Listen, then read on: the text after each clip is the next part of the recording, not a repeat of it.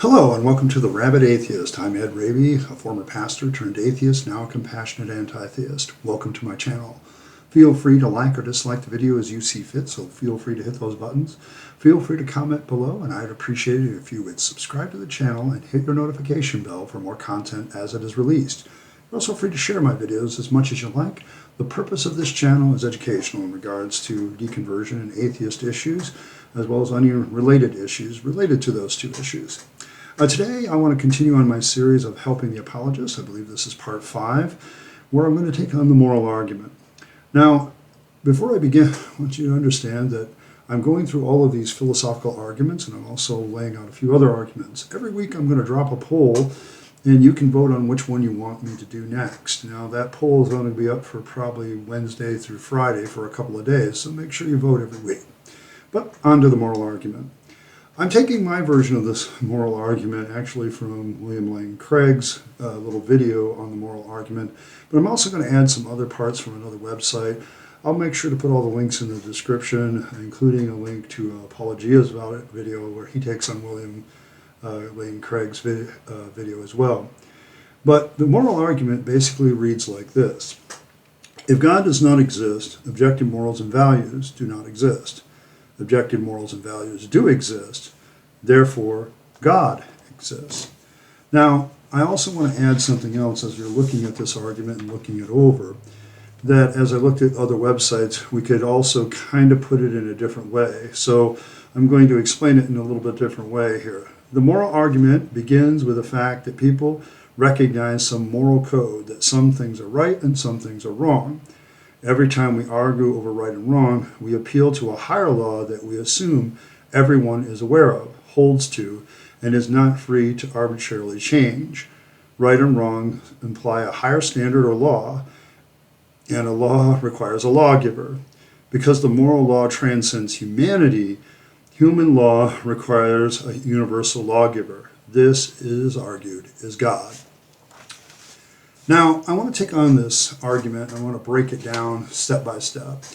The first premise of the original argument, if God does not exist, objective morals and values do not exist. Well, the first objection I have to this argument is, why God? Okay, why do we put if God does not exist? Why can't we put in there if Tyr, the Norse god of justice, doesn't exist? Or if any other force of justice doesn't exist? Why can't we put in any other force of humanity? The fact of the matter is, it seems like a very arbitrary decision to just throw God in there. The fact of the matter is, this doesn't necessarily prove a specific deity, even if it were valid, which I don't think it is. It simply is an appeal to some sort of supernatural force or deity that somehow becomes the source of morality. Now, if you look at it, I don't see that this really proves anything. I know that most people who make this argument make it with the assumption that their deity is the correct one, but you haven't established that. So this argument kind of stands on its own. It doesn't really have any support from another argument that proves that there's a certain God that does indeed exist. And I'm not really sure at this point, simply by that phrase, that this is an argument for God's existence. It's more of a support argument for God's existence. Like if you proved that your particular God existed in another way, or another God existed, or another deity existed, if you could prove a specific deity existed, then you could plug that deity into the argument, and this would be a support argument for his existence. But it can't really stand by itself as an argument for its existence because of this assumption. You really are kind of almost begging the question a little bit. It's at least a circular argument. You're kind of assuming God's existence, so therefore God, once you go through the syllogism. But it doesn't really help you. The other thing is the connection between this existent deity and that objective morals and values do not exist. I'm going to put up on the screen Apologia's argument for an objective morality without the existence of God. As I look at this argument, and I'm not saying I agree with it necessarily, but what I'm doing here is illustrating a simple point, that you can indeed come up with an argument for objective morality without the necessity of any kind of deity. The idea that you actually need a deity to have objective morals and ethics is simply not true. It is possible for human beings to come up with objective morals and values, simply having subjective goals for those morals and values. When you look at this argument, if everybody agrees upon a goal, actions and decisions can be evaluated objectively. You can objectively look at, say, this decision for somebody to, say, kill somebody. If we have an agreed on goal that everybody gets life and gets to live it as long as they can, then murder becomes an objectively wrong thing. In other words, the subjective goal of, say, life, liberty, and the pursuit of happiness becomes objectified into law by human beings. We begin to establish rules and guidelines so that those more broader subjective goals of humanity simply have objective morals in which they are accomplished or protected.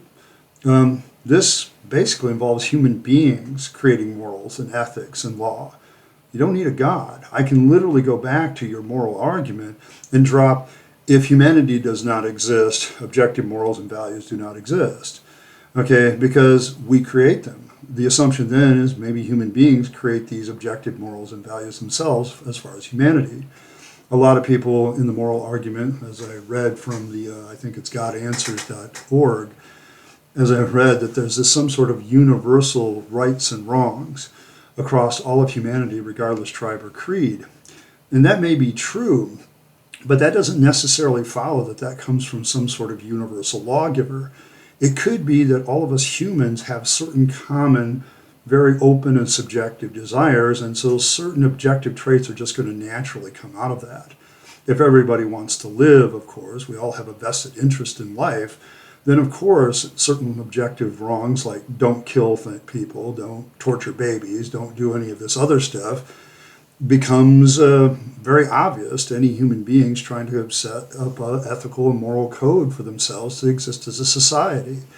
This doesn't require any supernatural lawgiver. It simply requires humanity trying to achieve certain goals and then creating objective moral rules and ethics in order to achieve those goals. Sorry, you don't really need a God for that. And so the first premise is already in trouble. You don't necessarily need a God to have objectives, morals, and ethics.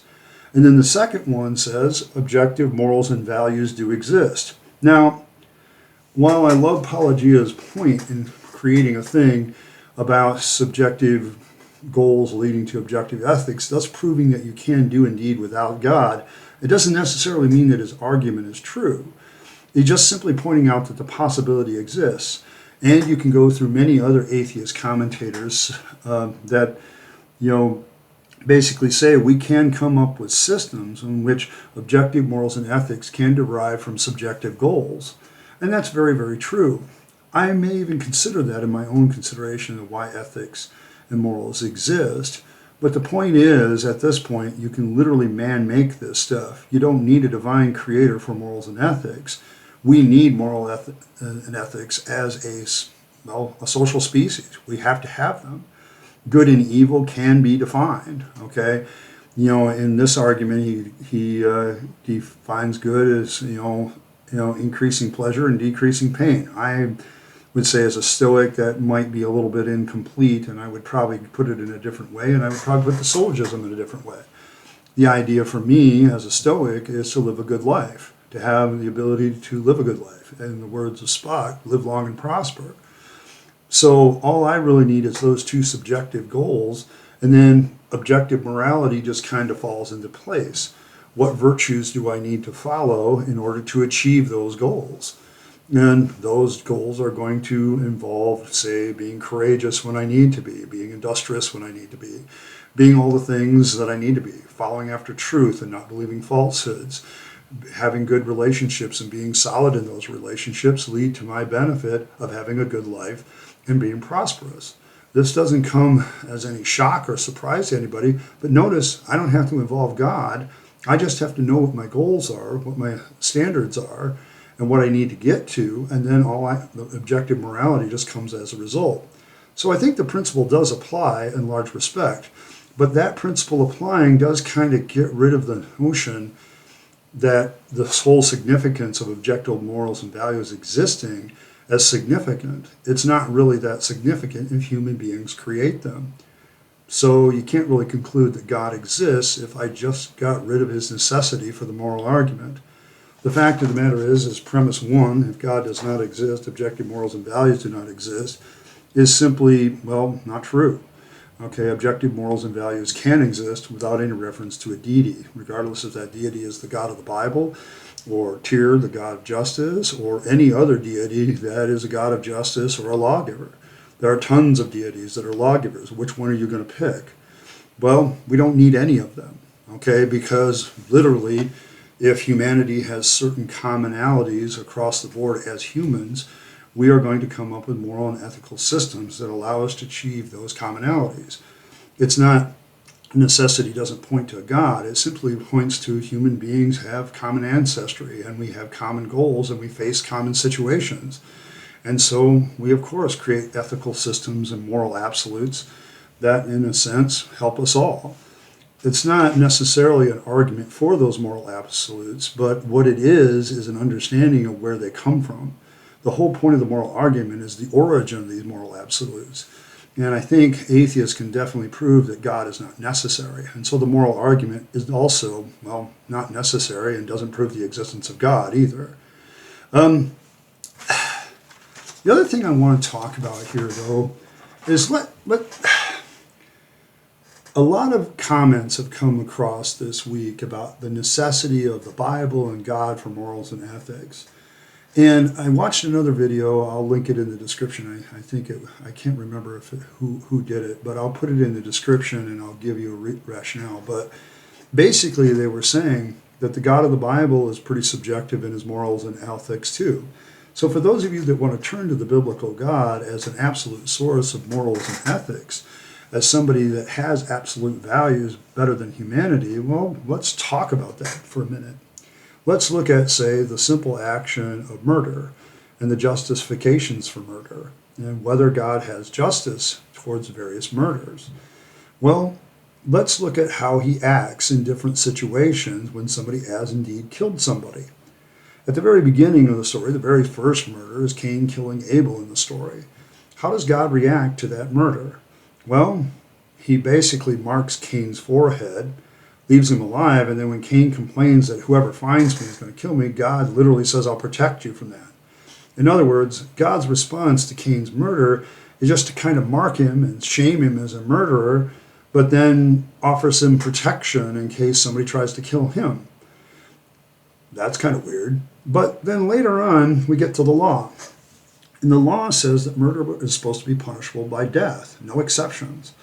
That if anybody kills anybody, then they're supposed to be put to death. And a lot of theists will run to this and say, hey, that proves that, God has this absolute standard of what's wrong with murder and what the punishment should be. But I've already shown you that at the beginning this was not so.